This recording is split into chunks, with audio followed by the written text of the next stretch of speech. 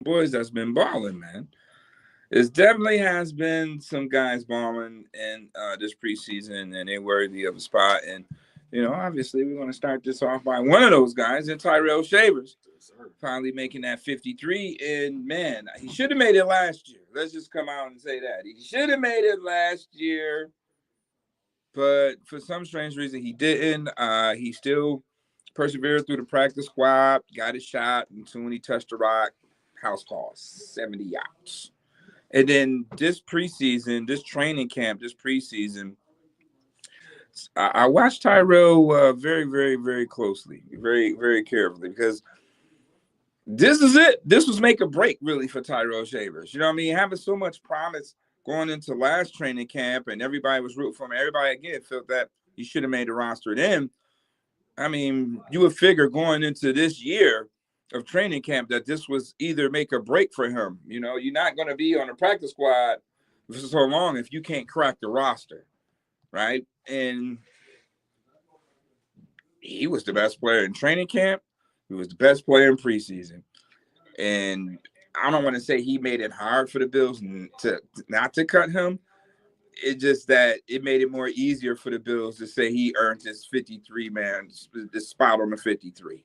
I mean, just that one hand catch that was just like 53, roster me, please. All right. And then you go down here on special teams and make tackles at 6'6", 220, flying down the field. So making plays in multiple ways. No Josh Allen. Justus, what are your thoughts on Well, yeah, I mean, you look at Tyrell Shavers. I mean, he's showed promise for a while now. Mm-hmm. You know what I mean? He kind of reminds me of like that Isaiah Hodgins, Gabe Davis play, where it's just a lot of hype in training camp. But you got to see it in the preseason where he just makes play after play after play, big plays too, big boy plays. So to see him out there, doing his thing is pretty cool. It kind of reminds me. I like him a little bit to like Frank Gore, where it's just like this is a kid who has a lot of potential, and they don't want to lose that talent, for the future. But they go out there and they ball like crazy every preseason, and eventually it's going to be harder and harder to hide them on a roster. So I'm glad Terrell was able to make the cut this year and get on the roster because he really does deserve it. I think he really is one of the best 6 receivers on the team. So I'm glad to see him there. And you know what? With this everybody eats thing, I think this is a good opportunity for him to go out there and carve out some targets, and make himself not only a part of the active roster, but a part of the active rotation. Absolutely. And, we was here last week trying to figure out, where are the Bills juggling, right? Is it going to be 7 receivers or 5 linebackers? We got the question. We got that answered. 5 linebackers, 6 wide receivers. And then, when I saw LaVisca Chenault, on that first line of guys being released, I already knew that Shavers had made the team. Because really that was the question. The bubble. Yeah. Right. That was the bubble because obviously they're both receivers, but they bring 2 different things to the table when it comes to special teams, right? And Shavers is homegrown. Shavers is homegrown, but they bring 2 things to the table when it comes to special teams. Tyrell Shavers knew that he was going to make this team special teams wise. It wasn't going to be receiver right now. It would be the 6th receiver is a special teams guy. Right. So my fault. You have to make the team on special teams. And we saw Shavers play with a whole hell of a lot of urgency in his special team job. And I can't say that about LaVisca Chenault. It's just that you got Elijah Moore, you got Khalil Shakur, you got, obviously Condrington. Right. Yeah, I was going to say he didn't do enough as a returner to justify right on the roster spot or beating Condrington out because we all know Condrington's spot is a special team spot, right? So make no mistake about it, Shavers definitely earned his spot, and he definitely wasn't number 53. Let me just say that he wasn't 53. Okay, like he had a spot up there. And what impressed me the most about Shavers, again, off 8 targets, 6 catches, 123 yards, and a score, No Josh Allen. Josh Allen didn't get a chance to throw any type of passes to Shavers in an NFL regular season game yet. We've seen it in practice, and it looks damn good. Just imagine the thought of having Shavers, Keon Coleman, Khalil Shakur, and any other receiver, whether it's Curtis Samuel or Elijah Moore out there in the tight end. You know what I mean? Just having that height. You know, you got Coleman out there that's 6'4", 6'5". You got Shavers out there. Just imagine that tandem together. Any variation right is going to be super versatile. Yeah, so I'm excited to see, what that's going to look like. Will he get some snaps out there? What percentage of the offense will Tyrell Shavers be able to play in? So again, I'm very, very, very happy to announce that Tyrell Shavers made the squad, and hope he get a chance to be an impact. Because you can't teach size. Right? You can't teach it. You know what I mean? 6'6", as gifted as he is, athleticism. You pair that again with a Keon Coleman and a Khalil Shakur and whatever other recipe or weaponry you want to add to that, that's a problem to defenses. It's a matchup nightmare because of the catch radiuses that those two guys being on the field out there together will have. So it's good to see that Shavers made it. I mean, when the Bills first signed him to their practice squad, it was a lot of expectation that he would crack this lineup, at those measurables. So again, congrats to guys like Tyrell Shavers. And another guy who impressed me during preseason, Deion Walker. Yeah. Right? Like, I mean, damn. I mean, I knew the guy was primo, but holy smoke. Put tape on. He got the tape out there now, and he has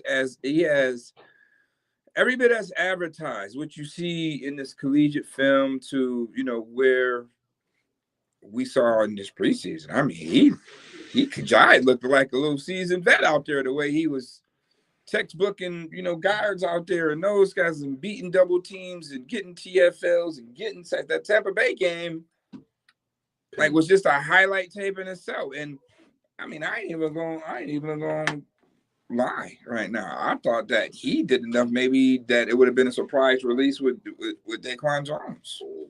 That would have been interesting. I'm just saying. It did, when especially when the Jordan Phillips thing came up, everybody's like, okay, what the hell is going on? Yeah. Like, somebody's about to get moved or whatever the case may be. I mean, hey, the Bills don't have any money, so they're trying to scrounge for anything they can get right now. You know what I mean? As far as having some cap dollars to play with. At first, the Jordan Phillips thing kind of confused me, but then when you think about it, behind Daquan Jones, you got you got Sanders, you got Walker, you got Carter. You got obviously Ed Oliver, but outside of Ed Oliver and Daquan Jones, you got a bunch of young, essentially rookies outside of Carter. So, bringing in a little bit more veteran leadership, I can see what the thought process was behind it. Yeah, I'm saying, hey, maybe you can probably start Walker with Ed Oliver, and then you'll bring that veteran in. I think Walker should start, especially he's not going to start. When you guys see 22 in week 1, I would like to see him start. Yeah, you're not going to see him start, though. That's all. I don't think anybody else will be able to plug the hole the way that he would. Right. We haven't seen that. That's why we want to see that. We haven't seen, Daquan Jones do what Deion Walker was doing in preseason. And he's much bigger than everybody. He's much bigger. He shows that. So, yeah, I feel you on that. That's why I said that, Bean says it all the time. Is it one of these guys could push a guy for a jersey, a spot? How would these guys be able to do that? They don't just draft him to draft him. They draft to the point where, is he good enough to make this team? Is he good enough to get a jersey? Is he good enough to push a starter off this roster? Now, it has never happened in the B. McDermott era, but this, to me, would have been kind of close in that scenario. Just reasoning of Daquan Jones being 35, 34 years old. The Bills could potentially say probably about $5.5 million if they were to release him. Post June 1, but at the end of the day, hey, they didn't have to, right? So you keep the band intact, and you was able to bring back Jordan Phillips, and then it makes sense when Joe B reported it first that Jordan Phillips been wanting to come back, and that was the thing. Like, Jordan Phillips is not going to play anywhere. He's already been tarnished. Like, he got drafted by Miami, and it was just a bad experience for him. Didn't like it. All right, and you come to Buffalo, it's a different experience. I keep telling everybody that Buffalo is contagious. They don't want to listen to me, but that right there is in the works with Brandon Beane and building that relationship with those players, and just say, Buffalo is just it is what it is. It's a city of good neighbors, and it's all about football.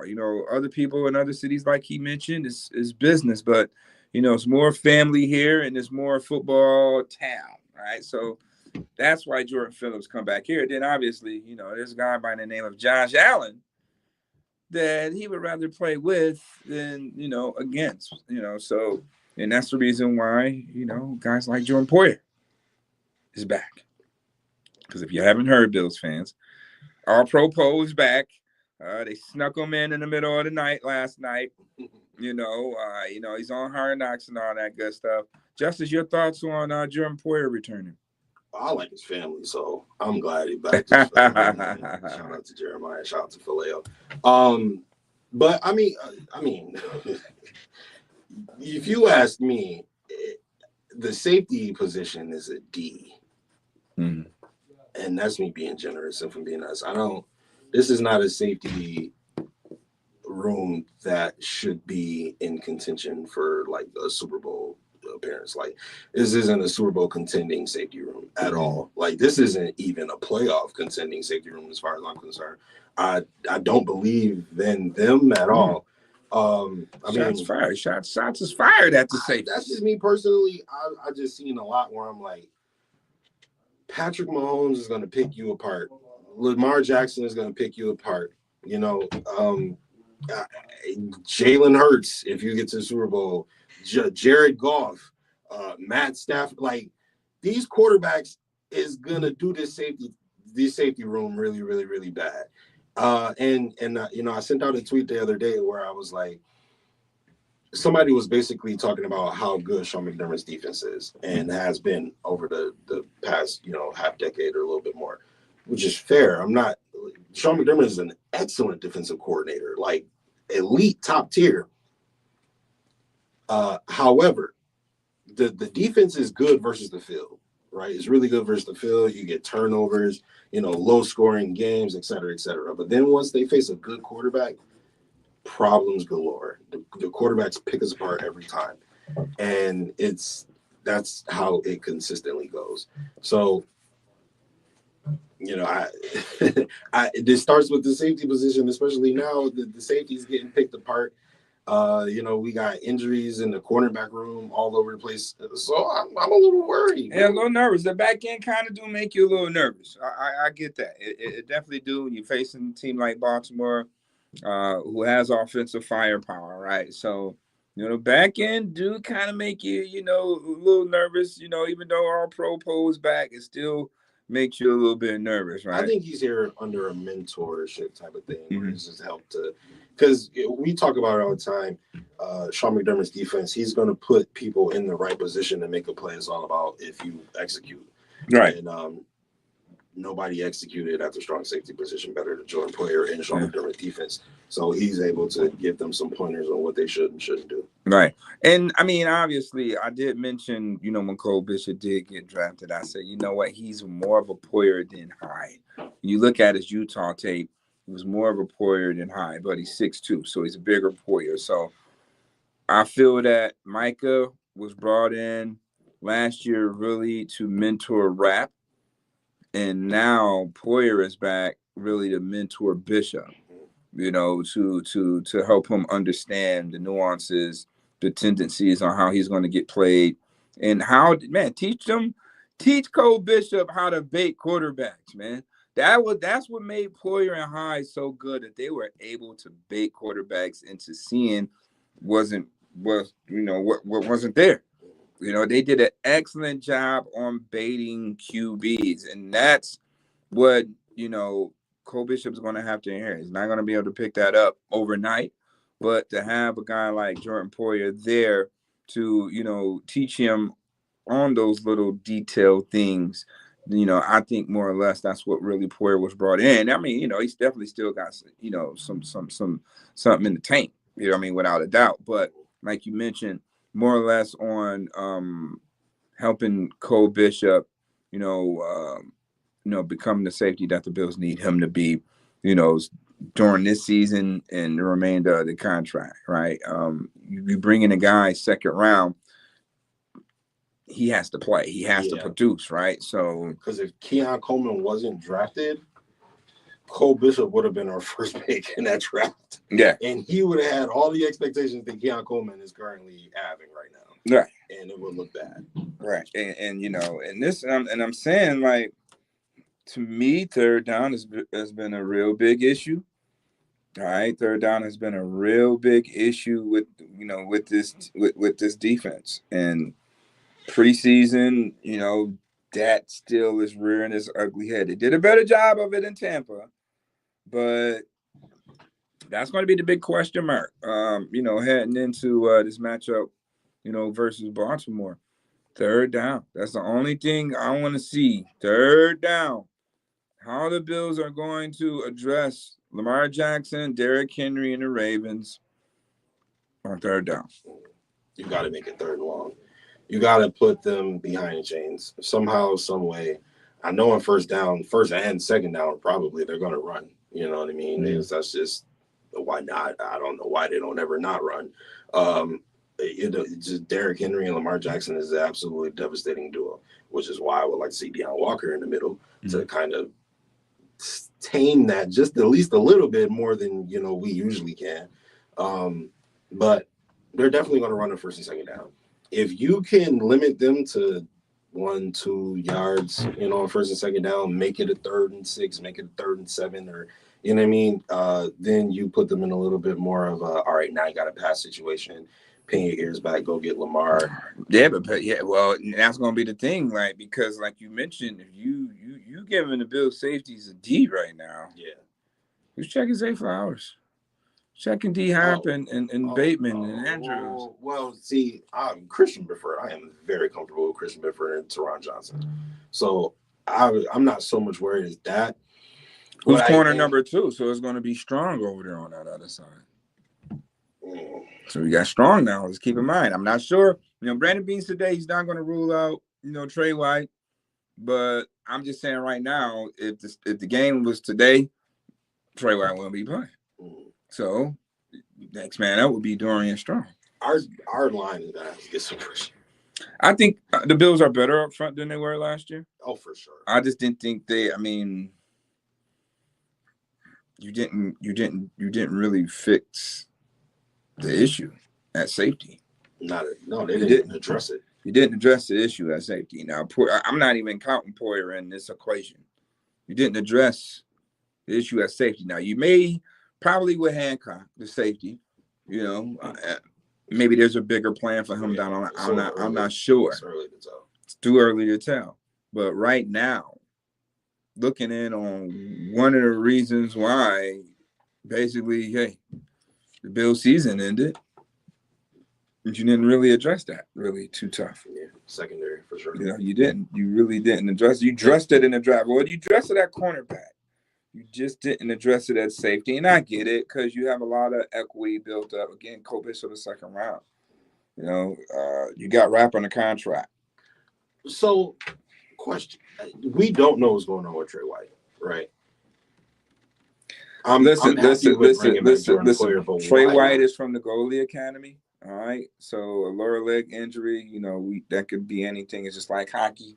Hockey, they come with just a lower body injury where they don't ever know. They don't ever tell you specifically what it is.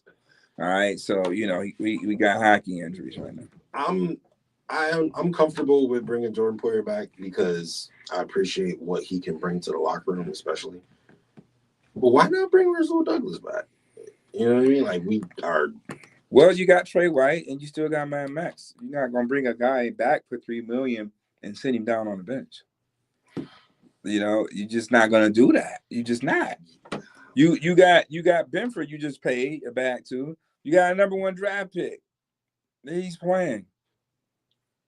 I'm not gonna have Rasul playing dying for $3 million. That's just the nature of the business. Great guy. I wish the Bills would have brought him back, but they're going in a different direction. You got to get younger. You got to get younger in certain phases of the position. So go get a speed guy. So we replaced that with a speedier guy. And that's why you don't see them going after guys like Russell Douglas. You know what though? I will say I would much rather have all these issues and injury concerns and question marks at the beginning of the season as opposed to all this hitting in week 15 and 16 and having to go into the playoffs with a crazy secondary. Well, season hasn't even started yet. So we'll see how that pans out. Again, like I said, the rush is the front is better than last year. Absolutely. So you got Bosa in there. My guy, Big Bear, big badass Bosa. All right. He's gonna I think he's gonna be a game wrecker coming off the edge. Stay healthy. And what's cool for Bosa is kind of like Von Miller before Von Miller got injured, where the Bills play kind of like a platoon defense where you're not playing all the snaps that you would typically play, where you're playing like 75, 80%. Well, that kind of messed up some things. Like, again, I feel that, when they switched Von because he couldn't push off that leg. No. I'm talking about pre-injury Von. I'm talking about having the benefit of. Von was getting a second game right there. That's what I'm saying. If he don't get having fresh legs, where you got another guy that's playing 35-40% of the snaps, so you ain't taking all the snaps. You get to come in on pass rushing downs. Miller was on his way to a 15-sack season. So that if Joey Bosa can stay healthy and play pass rushing downs, hopefully you can have another all-pro season. Well, Joey Bosa is an every down edge guy. Do you think he's going to be every down in the Bills uniform? Yeah. You think so? Okay. Yeah, he's a better run supporter than Von Miller. He's bigger. So AJ Epinesa sees significantly less snaps this year. I think he still gets the same amount of snaps. He's splitting with Rousseau. No, Rousseau got the bulk of the snaps last year. Where are you seeing snaps at? I'm gonna see. He's gonna get something with Bosa. He's gonna get something with Bosa. I think they'll flip flop certain downs.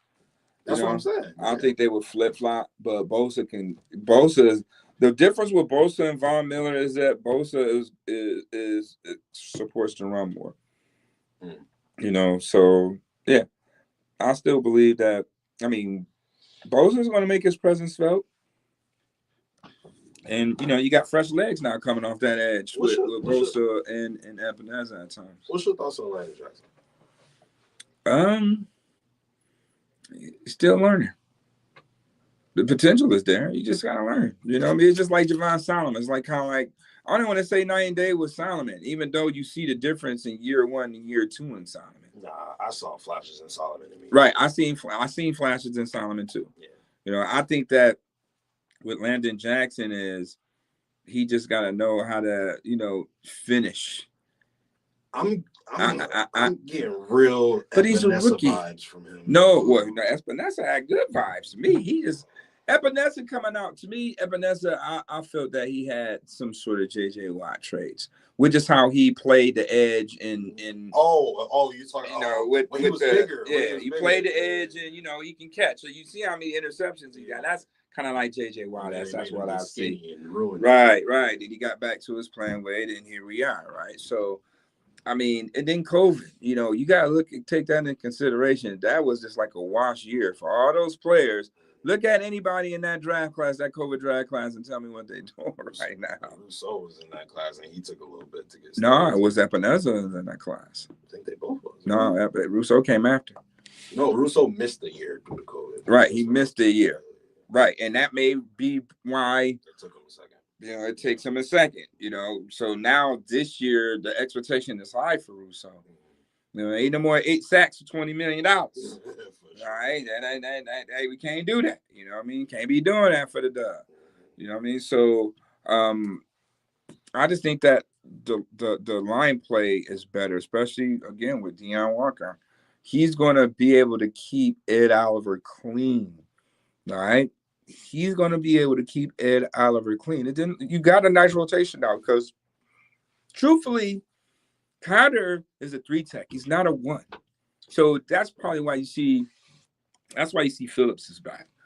So now you got a rotation with that. So you got out of your 3-tech, you got Carter and you got Oliver, and you know your 1, you got Walker, you got Jones, Walker, and Sanders could be either or. Like both, yeah. Right, he could be either or because he's just gonna he's pass rush because he's big, but he's also agile. Right, but he's just strictly pass rush. He's not a run stopper. Okay. Right, so you got another guy that you could put in the situation. I mean, Deion Walker can rush the passer too. Mm-hmm. So it's gonna be like a big blue tsunami wall at times.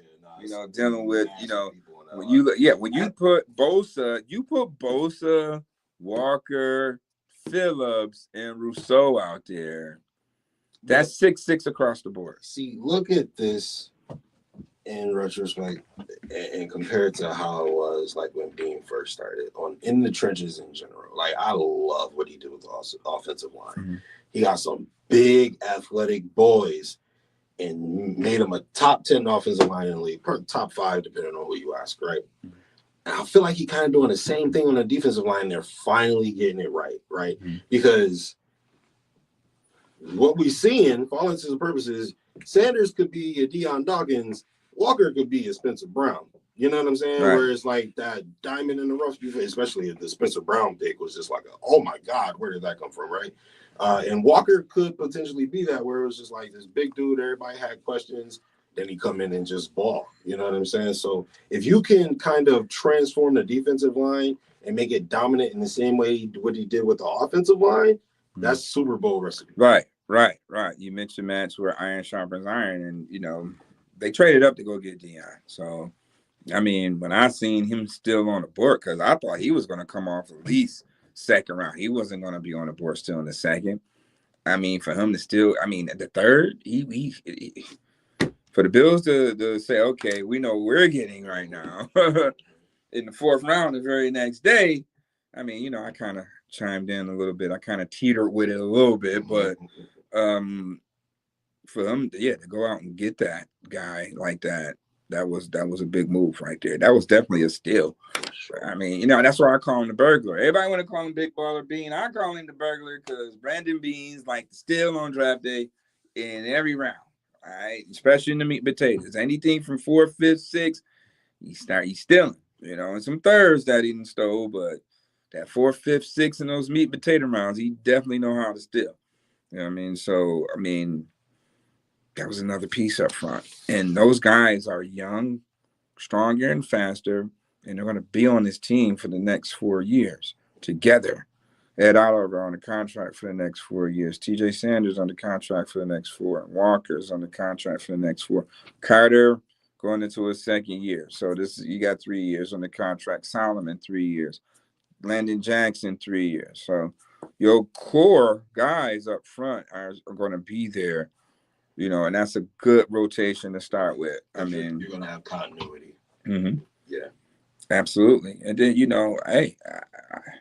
Epineza, he's not a shabby guy. I'm saying, like, I don't know why I say this every year about this defensive line. For the past 3 years, this has been getting better, and better, right? And this defensive line this year is better than the one from last year.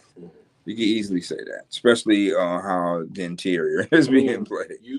You've replaced Von Miller is first ballot Hall of zero. Like, he should be Hall of Fame before the 5-year period. Like, that's how good he is, right? Mm-hmm. Von Miller, you replace, but he's injured. He was injured. He wasn't the same after the ACL, right? Right. So you replacing basically a hobbled Von Miller with a maybe slightly past his prime Bosa, right?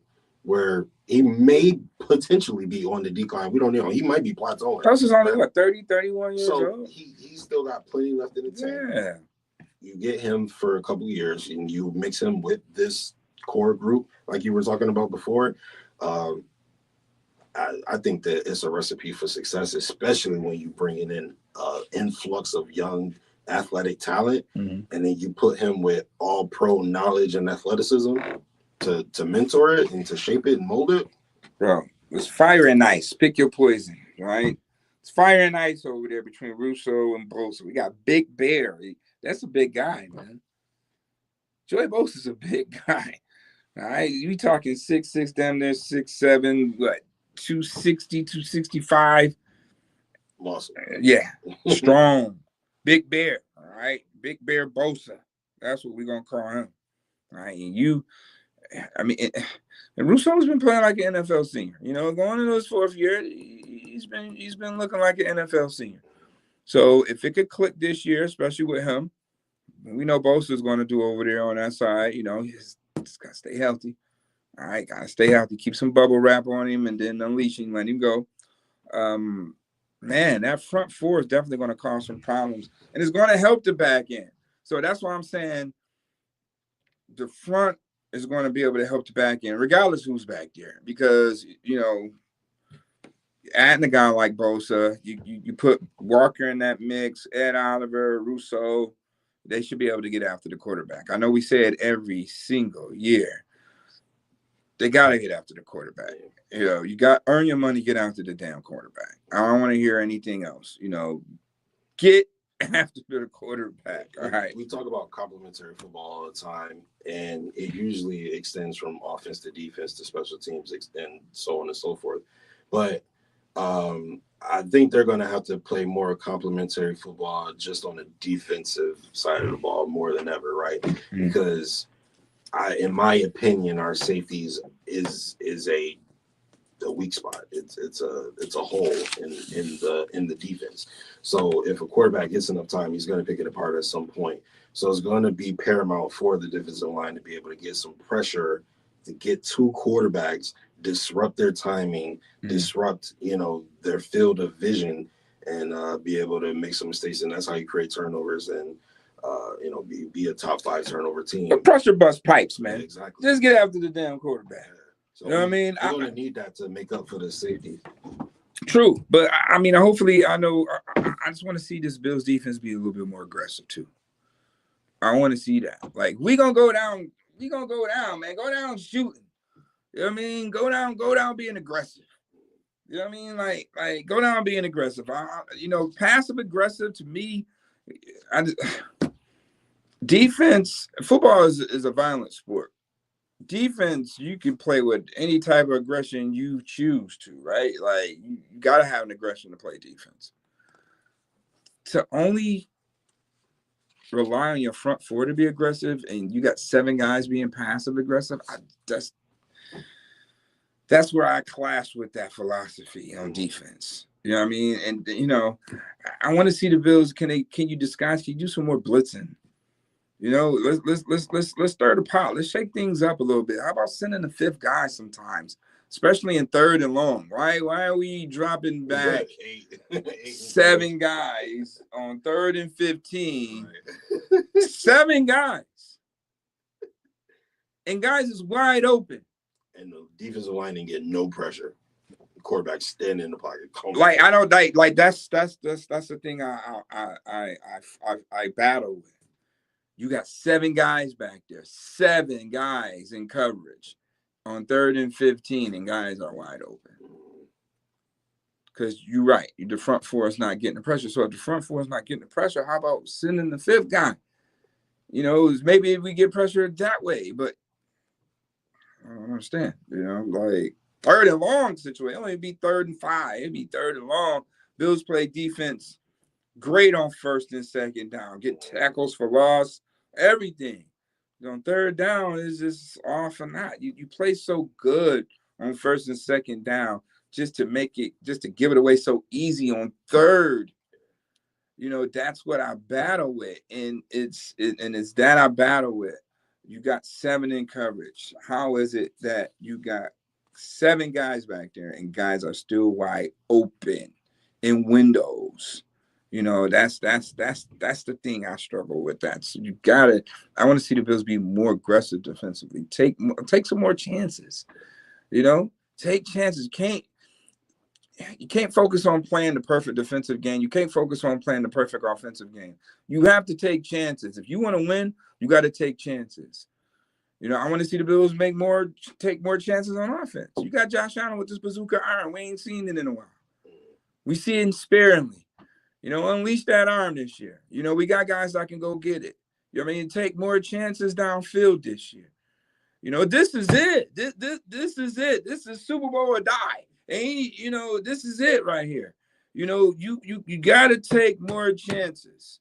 You got to be able to take more chances. You can't keep doing the same thing, right? I don't want to say it's not getting you there, but it's not getting you over the hump. Here is where my fear lies, right? Sean McDermott has severely upcoached this team and this roster for a while. Brandon Beane has found a lot of like diamonds in the rough almost, right? And Sean McDermott does a fairly good job at developing the pieces that Brandon Beane. Not a fairly good job. They do a damn good job of developing. No. I'm not. I didn't mean that as a slight. They do a good job. I'm just saying. Obviously, there are some that they don't develop as well as others, right? Mm-hmm. So my fear lies in the X's and O's being phenomenal, which is what we pride McDermott on, but then the Jimmies and Joes not necessarily having what it takes to make that scheme fit. So I appreciate what you're saying. But when I look at it, I look at the efficiency method that they use with Josh Allen, kind of spreading the ball, taking care of the football, not throwing long, kind of dink and dunk it here, where everybody eats. If you had a Stephon Diggs or a star receiver, then you could take more chances down the field because you trust that guy. I think Keon Coleman might be that guy this year, but until then, we'll see what happens. From a defensive perspective, I don't want anybody going over the top on us. We don't want any 60-plus plays happening, any 40-plus, yard plays happening. We want you to fight for every 5-yard gain, you know what I mean? And death by 1,000 paper cuts is how you're going to have to beat us. I can appreciate that method because I don't think McDermott has really had the Jimmies and Joes to be able to do it any other way. So I think McDermott has severely upcoached the talent that has been on the roster. And that's not to say that it's been bad talent, because I do think Bean goes and gets good talent. But when you look at the Buffalo Bills roster in juxtaposition to the rest of the elite teams in the AFC, we are severely talent deficient. Mm. So it's not always easy to, you know what I mean? You send the blitz, now you send 6, and they all get picked up. It's like, now what? This is how you send it. This is how you see that. I mean, that's the whole thing about blitzing. It's a disguise. You don't blitz and be plain Jane with the blitz. Like, be creative, with the design. And I think McDermott is a good blitzer. If you call him a great blitz, but they don't get pressure. You got Matt Milano. No. We all know when he goes, like, keep Matt Milano aggressive, man. You know what I mean? Don't have Matt Milano dropping back. Now, he can read and react crazily. But if we going to blitz somebody, blitz him. Ask Mike White. Bringing Dorian Williams. I blitz him, that boy. Well, you got 2 darts, you can do that. You got Bernard, you can do that with, too. So that's what I'm talking about. You got 3 official guys that you can send over anytime you feel like it. Do it. Do it. You can't be like, there's no way that Kansas City should be able to score that many damn points again like that. They struggled offensively the entire season. It didn't come out here and outscore us. Amazing. They outscored the Bills. How? Right. That's like, that can't happen. Every drive, that can't happen. Moving. Same with the Ravens. That's all I'm saying. That can't, because we were passive aggressive against them. Mm-hmm. And you didn't have the speed guys to cover it. That explains the Mad Max picking, because now you got a guy that can run with Worthy, the Cheetah, whomever. You got a guy a speed guy that can run with anybody in the league right now, right? So you have that now. So if you got a guy that can play, that can run with anybody, and he's a scheme fit, whether it's man or zone, now you got two bona fide corners where you can start disguising your blitz packages now. So I want to see the Bills be more aggressive on defense. I want to see the Bills take more chances on offense. I do want to see an upgrade just like that. I agree with Thurman Thomas. I want to see more out of James Cook now. Y'all paying him. So now I want to see 12 carries from James Cook. Give him, that one game, let him be a dog. Let him get 20 carries. Let him. James Cook is a running back. He gets better at each carry. And you get the ball in space with him, he's gone. He's a game breaker. He's a game breaker. So more touches for that guy because of that fact alone, he's a game breaker. I don't disagree. I think that'd be interesting to see, though. I don't know if they want to take the ball out of Ray Davis's hands right now. I personally like Ty Johnson a little bit more than Ray Davis. I would like to see the ball in his hands a little bit more. But I don't think that they want to completely stop Ray Davis. Right? Hold on. This is not Ray Davis time yet. You're paying. You're talking about what you want. I'm talking about what they're going to do, though. You're paying this guy. So you're saying they're going to eradicate Ray Davis? You got to give him more touches. No, they're not going to eradicate him. But, man, James Cook got to get more touches. What is more touches? More touches. What? More touches. Two more. He got to have more than 13 carries a game, man. So he's running back number one. Right. Treat him like that sometimes. I'm not saying that's not their thing. But some games, man, if he's killing, you got to go with him, man. You got to go with the hot hand. I don't want to hear that. Don't put the fire out. I'm not saying I disagree. I'm saying if he's cooking, you gonna put the fire out. I don't think they'll do that. Is what I'm saying. They did. They did what? What you mean they did? They didn't play James Cook all the way through. No, right. That's what I'm saying. Right. I don't think they'll do that. They need to. That's what I'm saying. But I don't disagree is what I'm saying. But I just don't think they'll do that. Sometimes, I mean, if it's his day, it's his day today. All right? It's his day today. You can't, like Stunner's Grove, if he's going off, you're just going to say, all right, let's go somewhere else. They've been splitting carries since LaShawn left. Well, that changed now. I'm paying you $12.5 million. Like that, I'm telling you, if I'm paying the guy, that your production goes up. It ain't gonna be the same. So that production is gonna go up. It's not gonna take away the carries from Ray Davis or Ty Johnson. It's just that the priority now shifts. Where that priority, how we're gonna see we're gonna see those priorities real soon. We're gonna see those priorities. I like when the ball is in Jimbo's hands. I think that he's a dynamic and explosive player, and he can score from any point at any point on the field. So I'm not like scoffing. So if you got a guy like that, if you got a guy like that, you just mentioned, why not give him the ball more? I agree. I just don't think they're gonna do it. I think they're going to give the ball to Ray Davis and Ty Johnson still. That's how they always operate. Well, that's it. We'll see where the priority is now. Boys is getting paid now. You can't just, they got to earn their money. Boys got to earn their money now. It ain't going to be because of, now I can't do pass pro. You're a cap casualty now because of certain things. You're creating that, not him. You know what I mean? They're creating that. You know what I mean? That was the whole thing about the contract stipulations then, because it was something that they created that they try to probably ridicule him, I guess. I don't know. But now he got his bag. He got his contract. Everybody's happy. Bills Mafia is happy. I want to see him touch the ball more because he's explosive with the ball in his hands. He's explosive with the ball in his hands. So you gotta up his production. I'm just trying to figure out, we know Khalil Shakur, 80 catches probably, right? 80 catches for Shakur. Keon Coleman, I'm going to say 60 to 70 catches for him. Kincaid, I'm going to say another 50 to 60 catches. Get him get out of the doghouse this year. Palmer, where you see him? 60 catches over or under? Oh, 60. See, I'm of the belief because I feel like Keon Coleman is about to have a great season, and I feel like he's about to improve.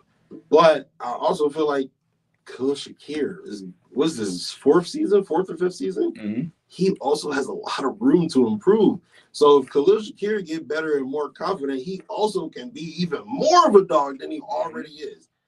So with that, and then I know they're going to want to get Don Kincaid involved because that's the first. Oh no, not even basically. That's the first round pick. That's the investment. Right. They're going to want to get him involved. Right. I'm going to say under for Palmer. I can see him at 40. I'm gonna say more for Palmer. More than 60? I'm gonna say 60 for Palmer. Yeah, I'm gonna say slightly over 60. I mean, if Shakur has 80, let's say Keon gets 70. Let's say Kincaid gets 65. That's like 275 completions for Josh. You know what I mean? So that's doable. I mean, he complete about good 350 of them a year, right? So let's not forget all three running backs can catch. Right. Let's not forget Knox. Let's not forget Moore and Samuel. So they're gonna fit in there. Get Knox more playing time out in the field because he was a really good receiving tight end, and then they pushed all their chips basically to Don Kincaid, which I get. He's a receiving threat. He was the best receiving threat.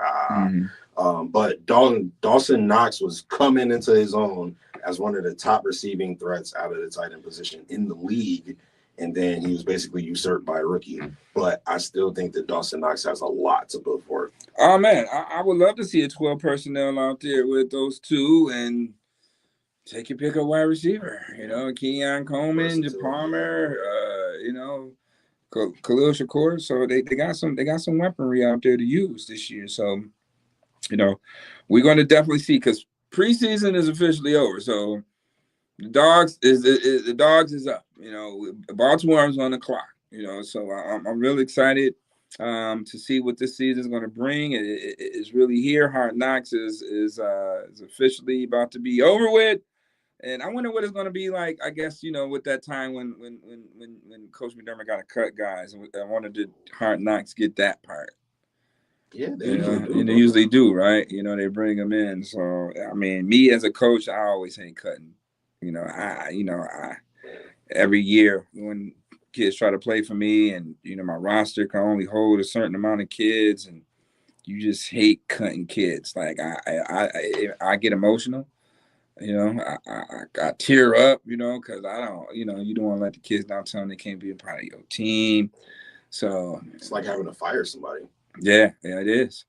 It is. It's a tough job to do. You know what I mean? But they put leaders in position for reasons like that to make those type of decisions. So I commend Coach McDermott on doing it, no matter what level it is. If it's little league, high school, college, pro, it's still tough, right? It's still in the pros. You're telling somebody you can't be here, right? Like, you gotta mentally, you gotta move your family, right? Mentally, is something just to deal with on both ends of it. So I'm kind of shocked that my guy KJ Hamler didn't get back on the practice squad. Oh yeah, no KJ. So hopefully, if you don't, find him a spot on another roster, he can attach back on. You know what I mean?